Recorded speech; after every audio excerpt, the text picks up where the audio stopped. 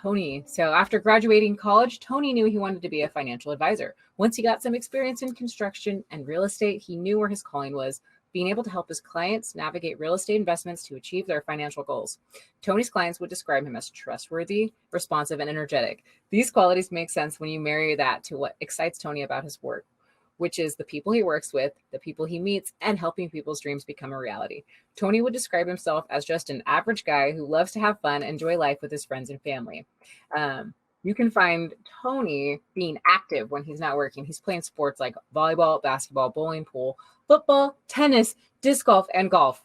They're a huge part of his life. My goodness, you are an active dude. Welcome to the stage, Tony. We are super excited to hear from you.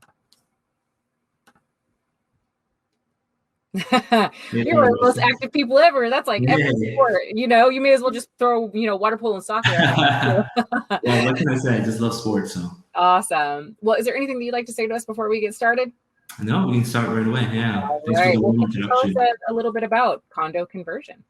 So in terms of condo conversion, I think it's another way of investment for investors to kind of convert a multi-unit into a condo, right? So the first step is, why do you want to convert into a condo conversion, right? So they want to take it to convert a legal subdivided units into individual owned units, right? So they can own it outright 100% if they sell it, whatever the case is. So why does it help the building of the property? It actually gives you a higher property value, right? It increases the cash flow of it. So as you know, in SF, condos has a very limited rent control. Right, there is rent control, but there is very limited rent control compared to other multi-units, and it has better loan options, right? And it has lower interest rates. Other alternative, of course, is to, if you can't afford a single-family home, I think buying a multi-unit vacant and then converting it is a little bit better. Awesome. Thank you for that answer. Giving some clarification for everybody that's listening. Are there specific guidelines then for each city for this? Yeah, for sure. I think it's with any other cities and other guidelines. I think individual cities will have different guidelines. Like Tom was saying earlier in terms of ADUs, if you go to, of course, SF has very strict guidelines because it's more of a tenant prone in terms of they have tenants ordinance and everything else as well, along with, Oakland, Berkeley. If you go to a different city where it's more not as strict, I think there's always going to be different guidelines, and you just got to go to the city and county and make sure that, you follow those guidelines before you can try to do the condo conversion, because it's a long process. Right. That makes perfect sense. But what about, like, I've heard in San Francisco, there's something called fast track condo conversion. Can you explain to the audience? Yeah, so I think before, prior to the fast track condo conversion, there was a lottery system in terms of, if you wanted to do, condo conversion, you had to, submit your application to the city of San Francisco, and basically they kind of draw it out, and this is just a lottery base. So that has actually stopped. It won't come back into 2024. So the only way to actually do a condo conversion in SF right now currently is if you own a 2-unit building as a residential. And of course, for that requirement to do it is basically the owners have to occupy both units for at least a year. Now, when I says the owners, it can be the same owner. So if you're the only sole owner of the multi-unit of the 2 building, then basically you don't qualify because you can't occupy both units, right? It has to be, a different, it has to be another partner, it has to be another investor, another owner that is not a spouse. Wow. Okay. Yeah. That's great information. I hope everybody was listening, taking notes to that. What about what would disqualify a building from condo conversion, Tony? So I think it depends a lot about the city and how the regulations are. But in SF in particular, if you try to bypass and do a condo conversion, and if you did a buyout before to a tenant who's over 60 and older or disabled, I think that will basically disqualify you right away. Okay.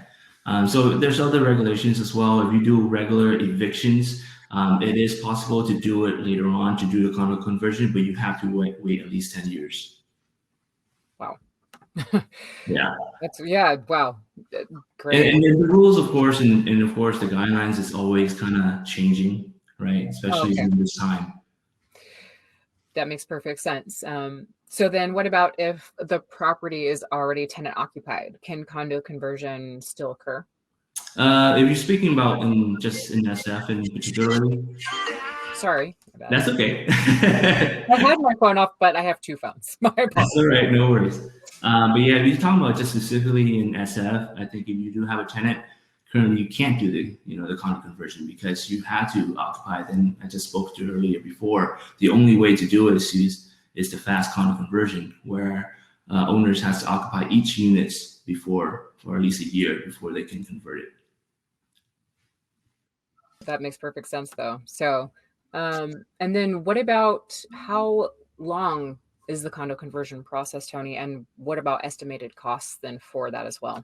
Yeah, the condo conversion process in SF particularly takes around at least 2 years, right? If you're talking about right now, right? Okay. Because for the fast track condo conversion, the process is at least a year for the owners to live there, and then you can apply for the condo conversion, and then that process will take probably 6 to 9 months, and that's a long step of 6 steps of details. You have to get permits. You have to first apply to the city and county, right, and then get an inspector that comes out and inspect your property, make sure that, and they will give you a report where it will give you all the violations or corrections that you need to correct or renovate to your property before it can get approved to do the condo conversion. So that timeline will take around 2 years. So get it going if you're going to do it. It's going to take you a while. Awesome. Does anybody have any questions for Tony right now? We are done with the questions that we have for him, but if there's anything that anybody wants to ask quickly before we move on, it looks like, nope, you're probably just going to get a bunch of kudos from everybody giving great information. Hint, hint, audience. They're like, wait a minute, hold on, we got him. He did a great job. Well, Tony, we can't thank you enough for all of your time, and we appreciate the information that you just provided to everybody. Oh, you did get a quick question in the Q&A. Someone says, how much? Dino says, how much? How much the cost? Yeah. Okay, I think it's generally from 20 to 30,000 per unit for the condo conversions. That includes lawyer fees, city fees. And of course, any on top of that, any renovations that you have to do to kind of put up to code. Perfect. Yeah. There you go, Dino. Question answered. Awesome. He said, thank you.